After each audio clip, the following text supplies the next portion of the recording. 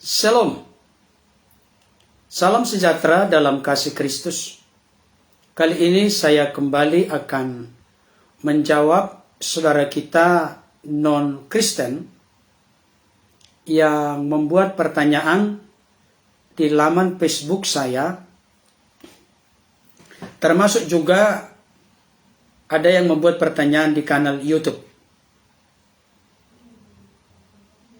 Ulasan ini saya beri judul Menjawab Gagal Paham Abdurrahman Rahman. Beliau berkata begini, kenapa bukan Adam yang kalian sebut Tuhan? Kenapa manusia kau jadikan Tuhan? Itu menjadi judul ulasan kita. Saudara yang dikasihi Tuhan, saya terlebih dahulu membacakan secara lengkap komentar yang dibuat oleh saudara kita non-Kristen, Abdurrahman Rahman. Beliau berkata begini, sebelum ada Yesus, dunia sudah ada. Manusia sudah ada. Manusia pertama yaitu Nabi Adam lahir tanpa ibu dan tanpa ayah. Diciptakan langsung oleh Allah. Sedang Yesus dilahirkan oleh Maria ibunya. Kenapa gak Adam aja kalian sebut Tuhan? Kenapa harus Yesus? Maka kalian suruh mikir. Jadi di sini ada komentar sebelumnya, mikir, kan kira-kira demikian. Manusia kau jadikan Tuhan. Sebenarnya pertanyaan ini sudah menjadi pertanyaan yang tidak asing bagi kita. Termasuk buku-buku yang menjadi buku-buku polemik yang ditulis oleh saudara-saudara kita dari non-Kristen ketika berhadapan dengan orang-orang Kristen awam atau Katolik awam, mereka selalu membuat argumentasi ini. Adam itu tidak punya bapak, tidak punya ibu, tapi dibentuk dari tanah liat dan Allah menghembuskan napas hidup kepadanya.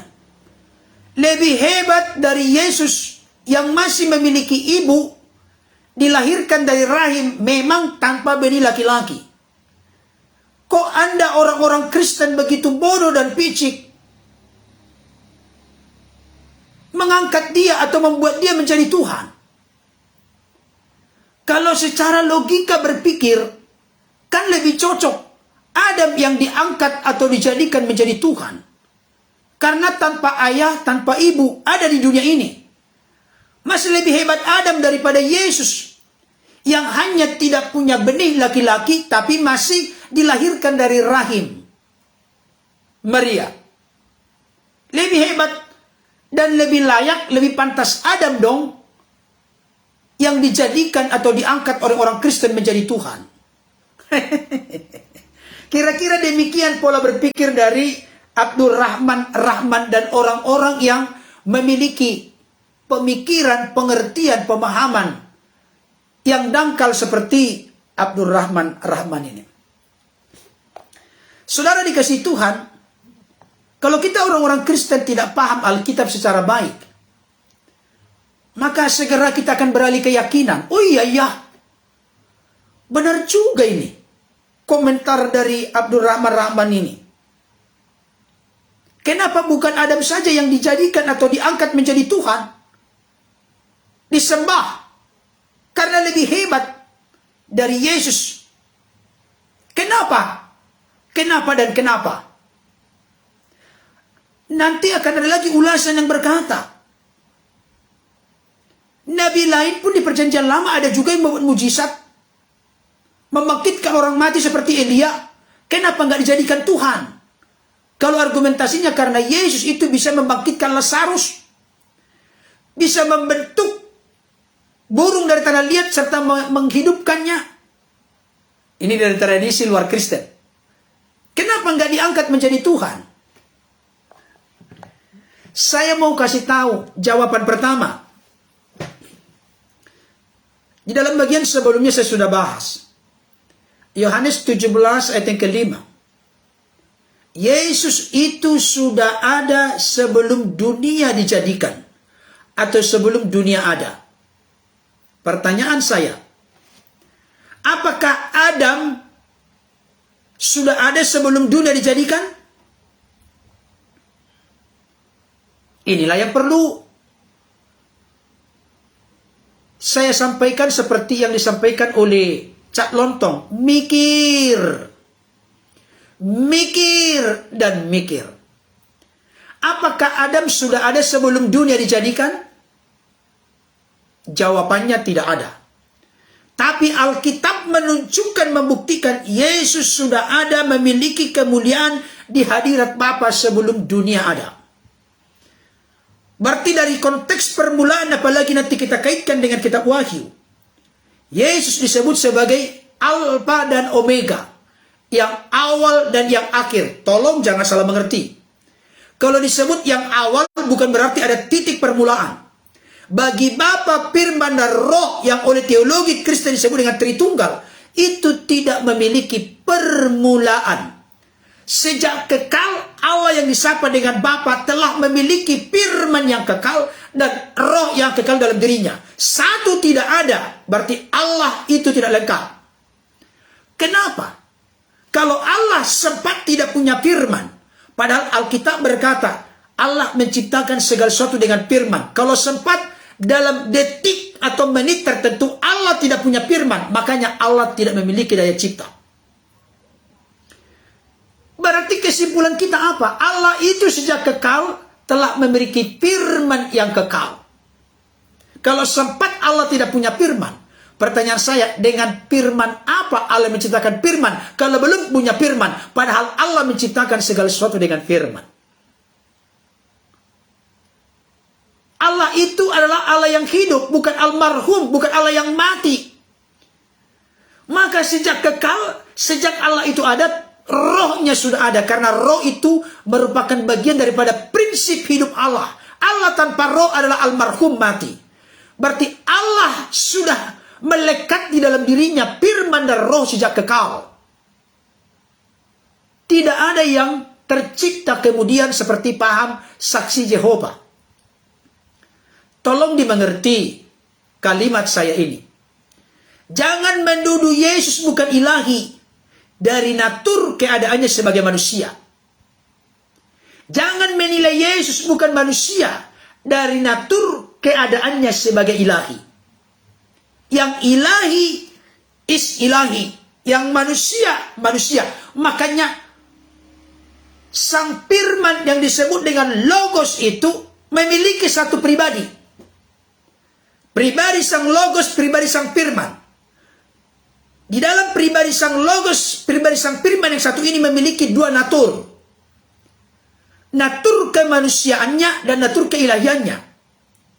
Tidak bercampur, tidak berbaur, tidak terpisah, tapi bisa dibedakan. Makanya kalau ada orang di luar sana yang berkata begini, saya ini sudah lengkap dan sempurna, 100% mengerti mengenal Allah. Saya kasih tahu itu bukan Allah yang benar. Ini tegas saya ngomong ini. Kalau ada orang di luar sana sudah mengerti dengan lengkap dan sempurna 100% konsep tentang Allah, penjelasan tentang Allah, saya kasih tahu itu bukan Allah yang benar. Karena otakmu yang hanya seonggok sebesar tinju ini bisa menguasai konsep tentang Allah. Kalau ada sesuatu yang misteri dalam diri Allah yang tidak bisa dituntaskan oleh manusia, justru saya yakin itulah Allah yang benar, yang memang di luar jangkauan pikiran pengertian manusia. Mari kita buka hati pikiran kita. Ini serius. Jadi kalau Bapak Ibu Saudara orang-orang Kristen masih ada sesuatu yang misteri dan rahasia terkait dengan Allah, bersyukurlah. Itu membuktikan bahwa yang engkau sembah, tinggikan, agungkan, muliakan adalah Allah yang benar. Itu sudah dijelaskan di dalam Alkitab. Ulangan 29 ayat 29. Hal-hal yang tersembunyi ialah bagi Tuhan Allah kita. Dan hal-hal yang nyatakan adalah bagi kita dan bagi generasi berikutnya. Ini serius. Nah, saudaraku yang dikasihi oleh Tuhan, sebelum ada Yesus, dunia sudah ada. Di satu sisi engkau ada benarnya, Abdurrahman Rahman. Kalau yang kau maksud hanya keberadaannya sebagai manusia, yes. Itu jelas terlihat dalam Yohanes 8 ayat 58. Sebelum Abraham ada, aku sudah ada. Tapi orang-orang Yahudi berkata, umurmu belum sampai 50 tahun. Dan engkau telah melihat Abraham. Orang Yahudi gagal paham. Karena mereka mengerti, mengenal, memahami Yesus hanya dalam natur keberadaan sebagai manusia. Tapi Yesus yang kita percaya bukan hanya natur manusianya, tapi natur ilahi sebagai firman yang dalam teologi Kristen menurut fakta data Alkitab sebagai anak tunggal Bapa atau anak Allah. Jadi, apakah lebih pantas Adam disebut sebagai Tuhan atau dipanggil, diangkat sebagai Tuhan karena tidak memiliki ayah dan ibu ada di dunia ini? Oh tidak, karena Adam itu tidak ada sebelum dia ada. Tapi Yesus sudah ada sebelum dunia dijadikan. Bahkan dia kekal bersama dengan Allah. Bahkan Allah mencipta segala sesuatu dengan firman. Tanpa firman tidak ada yang bisa tercipta. Berarti firman itu melekat, koimah, sehakikat dalam diri Allah itu. Yang kedua, kalau mau dibandingkan Adam dengan Yesus, pertanyaan saya, apakah Adam itu mati di kayu salib untuk menebus manusia dari dosa kematian kekal dan jeratan kuasa iblis? Tolong ditanya. Saya tanya ini kepada saudara-saudaraku, model Abdurrahman Rahman ini, non-Kristen. Saya tanya kepadamu, apakah Adam itu rela menyerahkan nyawanya mati di kayu salib untuk menebus manusia dari dosa kematian kekal dan dari jeratan kuasa dunia ini? Jawabannya tidak. Bahkan Adam dan Hawa memberontak kepada Allah. Allah memberikan perintah kepada mereka ketika di Taman Eden. Semua pohon dalam taman ini boleh kamu makan buahnya dengan bebas, kecuali buah pohon pengetahuan yang baik dan jahat yang ada di tengah-tengah taman itu. Pada hari engkau memakannya, maka kamu pasti mati. Ternyata Hawa memetik buah pohon itu dan menyerahkannya kepada suaminya. Mereka jatuh ke dalam dosa. Mereka memberontak, tidak taat kepada Allah. Apakah Adam dan Hawa yang tidak taat kepada Allah lebih hebat daripada Yesus? Oh tentu tidak.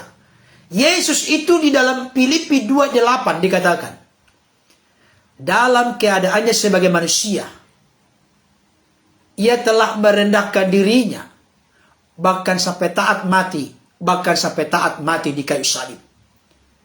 Adam yang pertama jatuh ke dalam dosa pemberontakan, ketidaktaatan. Adam yang kedua, yang adalah Yesus itu, dalam ketundukan, kepatuhan, ketaatan yang lengkap, paripurna, sempurna kepada Bapa, sampai taat mati di kayu salib. Apakah Adam lebih hebat daripada Yesus? Gagal lagi. Markus 10:45 berkata apa? Karena anak manusia juga datang, bukan untuk dilayani, tapi untuk melayani, dan untuk menyerahkan nyawanya menjadi tebusan bagi banyak orang. Kalau ada orang di luar sana, mana ada ayat firman Tuhan yang berkata, Yesus itu menebus dosa? Ada ayatnya, Markus 10, ayat yang 45, Matius 20, ayat 28, ada ayatnya. Apakah Adam yang pertama, yang telah jatuh ke dalam dosa, mati di kayu salib menebus manusia dari dosa? Mana lebih hebat? Apakah Adam yang pertama bangkit dari antara orang mati setelah mengalami kematian? Kalah lagi. Apakah Adam yang pertama telah naik ke surga, duduk di sebelah kanan Allah Bapa? Apakah ada demikian Adam? Tidak. Yesus itu punya banyak keunggulan dan kelebihan yang tidak dimiliki oleh Adam. Udah jelas? Nah, saya ingin tegaskan kembali, gagal paham orang-orang Kristen dan orang-orang luar Kristen, model seperti Abdurrahman Rahman ini. Kenapa nggak Adam saja kalian sebut sebagai Tuhan? Kenapa harus Yesus? Kok manusia kau jadikan Tuhan? Abdurrahman Rahman, saya mau kasih tahu, engkau benar-benar telak gagal paham permanen tentang doktrin ajaran kekristenan. Kau nggak paham. Sangat kasihan. Seenak udelmu, seenak jidatmu untuk mengartikan dan memahami Alkitab. Tapi bukan seperti itu. Perhatikan baik. Ini sering saya tulis di komentar di laman Facebook saya. Tapi nggak ada yang meresponi. Karena mereka hanya pengen melontarkan pertanyaan dan menyudutkan, merendahkan. Seolah-olah nanti kita jadi rendah. Ketika mereka melontarkan pertanyaan-pertanyaan yang ngawur. Yang mana mereka sendiri pun tidak mengerti tentang pertanyaan itu. Saya selalu menuliskan sebenarnya. Pahamkah, sadarkah, mengertikah saudara-saudaraku non-Kristen membedakan Allah itu Tuhan, huruf besar semua kapital, Tuhan, Allah itu Tuhan, mengertikah perbedaan antara Allah itu Tuhan dengan Yesus itu Tuhan? Mengerti nggak ini? Kalau Anda orang-orang di luar Kristen gak paham ini, udah gak usah urusin doktrin ajaran kekristenan. Engkau tidak akan tahu sama sekali. Bolak-balik saya menyampaikan komentar demikian. Mengertikah saudara-saudaraku dari luar kekristenan membedakan antara Allah itu Tuhan, Tuhan, huruf besar semua, huruf kapital, dengan Yesus itu Tuhan, T huruf besar, UHAN huruf kecil. Sadarkah engkau, mengertikah engkau perbedaannya itu? Kalau engkau tidak mengerti, ya sudah, tutup buku dah. Jangan sok tahu, sok pintar, sok paham ajaran Kristen. Kalau engkau tidak paham itu, selamanya permanen engkau akan tetap salah dan keliru. Tidak akan menemukan mutiara kebenaran yang memerdekakan, menebus, memulihkan, mendamaikan dengan Bapa. Tidak bakalan. Saya sampaikan ini dengan tegas. Saya ulangi kembali ini. Saudara-saudaraku yang suka berkomentar di kanal YouTube saya, termasuk di laman Facebook saya, mengertikah Anda perbedaan antara Allah itu Tuhan, kapital huruf besar semua, dengan Yesus itu Tuhan, T huruf besar, UHAN huruf kecil? Mengertikah perbedaannya itu? Mengerti nggak? Kalau engkau tidak mengerti perbedaannya itu, udah. Jangan nilai kekristenan dari sudut pandang engkau mengartikan agamamu, keyakinanmu, doktrinmu, ajaranmu, kitab sucimu berbeda sejauh timur dari barat. Allah itu Tuhan, huruf besar itu terkait dengan Adonai atau Hashem atau YHWH, Yahweh atau Yehuwa. Yesus itu Tuhan terkait dengan gelar jabatan kepenguasaan. Jangan pakai keyakinanmu. Tiada Tuhan selain Allah. Berarti Allah itulah Tuhan itu. Bagi Kristen tidak bisa demikian. Tidak bisa demikian. Orang Kristen juga harus cerdas ini. Kalau Yesus itu disebut Tuhan, bukan dalam pengertian sebagai firman, sebagai anak Allah. Kenapa demikian? Saya tunjukkan kepada kita Bapak Ibu Saudara. Mari kita buka 1 Korintus 6 ayat 14. 1 Korintus 6 ayat 14. Sudah? Saya baca untuk kita. Allah yang membangkitkan Tuhan akan membangkitkan kita juga oleh kuasanya. Coba orang-orang Kristen, saudara-saudaraku yang Kristen, termasuk orang-orang dari luar Kristen, perhatikan kalimat ini. Allah yang membangkitkan Tuhan. Saya tanya, tolong dijawab. Tuhan di sini apakah artinya Allah? Allah yang membangkitkan Tuhan. Kalau Tuhan di sini artinya Allah, berarti menjadi rancu Bapak Ibu Saudara. Allah membangkitkan Allah. Allah yang mana lagi? Allah yang membangkitkan Tuhan di sini merujuk kepada Yesus. Allah yang membangkitkan Tuhan. Tapi jangan lupa, ini yang tidak dimengerti, dipahami oleh banyak orang Kristen. Roh Kudus membangkitkan Yesus. Ada ayatnya. Yesus sendiri pun berkata, aku berkuasa memberikan nyawaku dan berkuasa mengambilnya kembali. Jadi Allah berkuasa membangkitkan Yesus. Yesus berkuasa membangkitkan Yesus.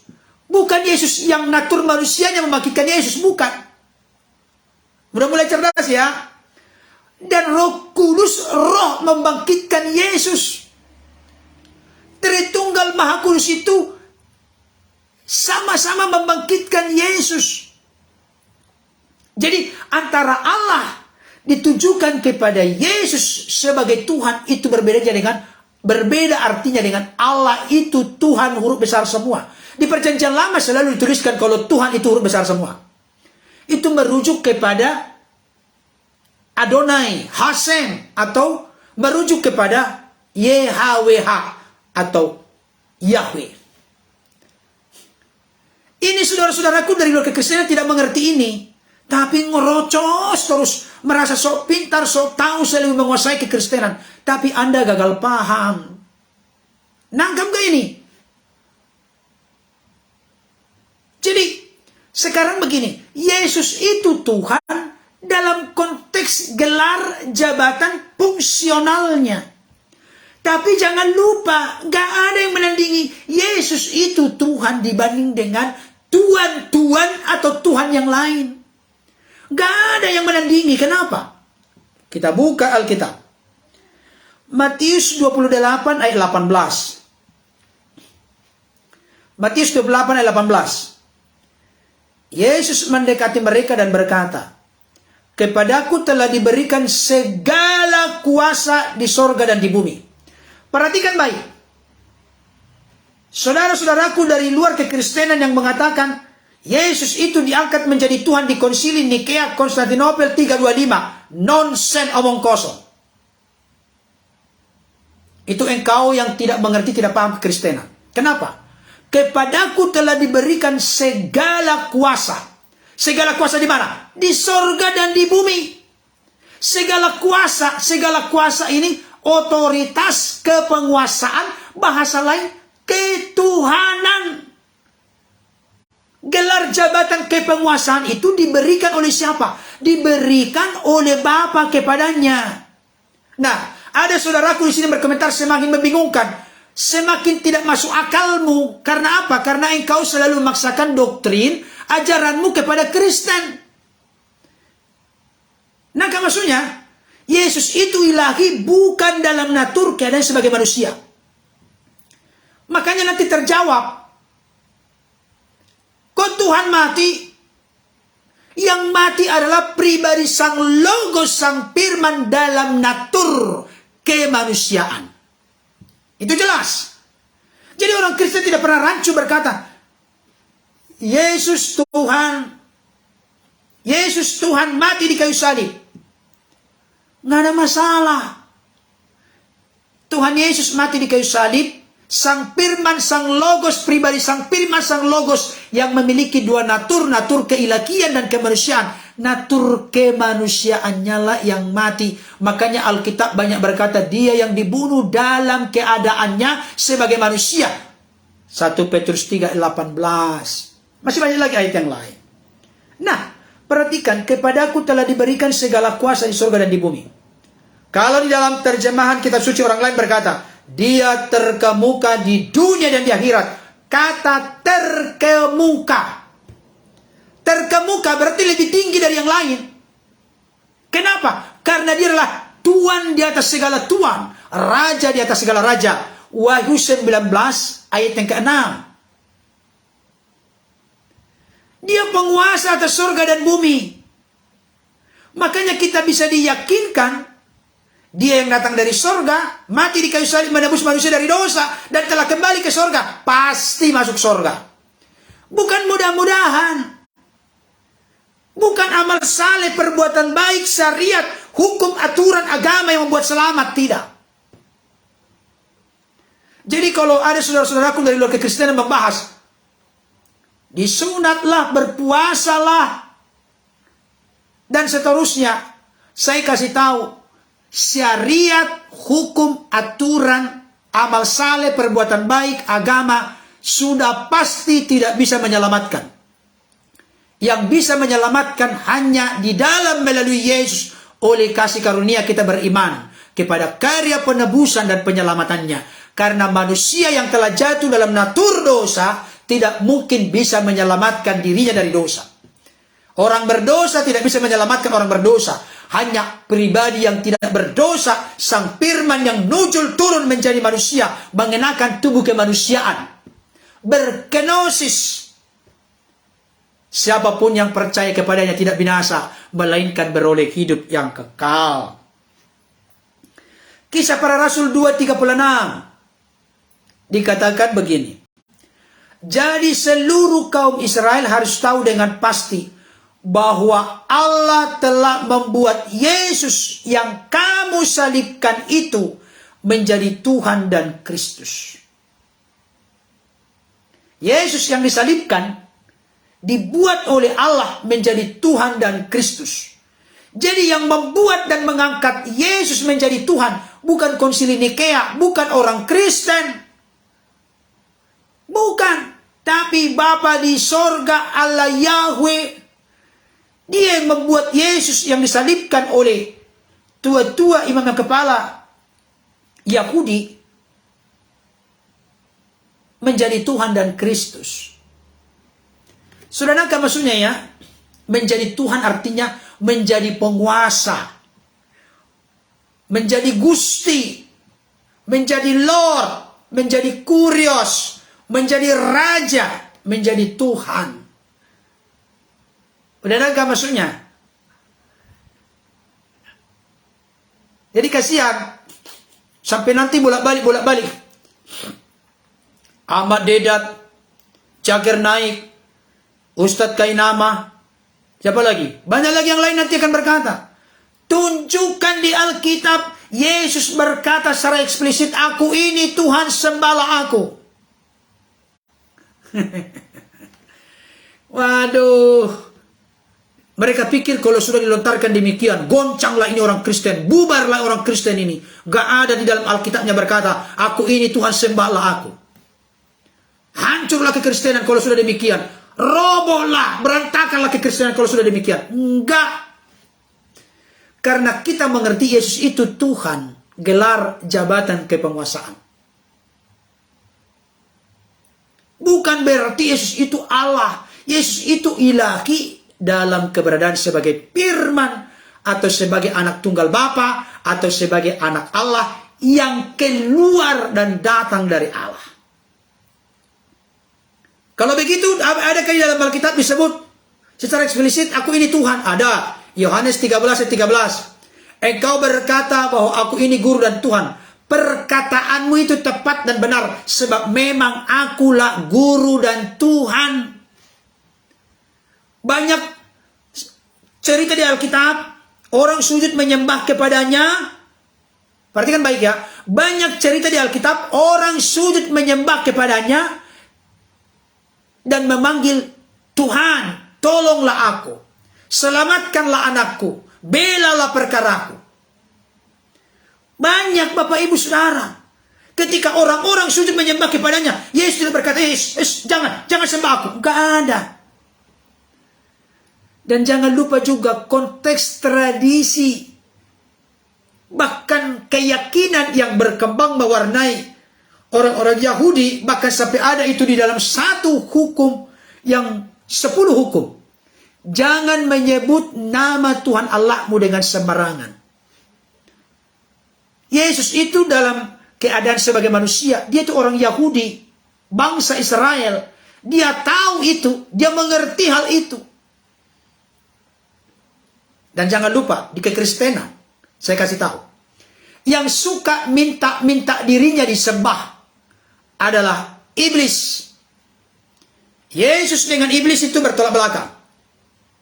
Iblis berkata, ketika membawa ke gunung yang sangat tinggi, memperlihatkan segala kerajaan dunia dengan segala keindahannya.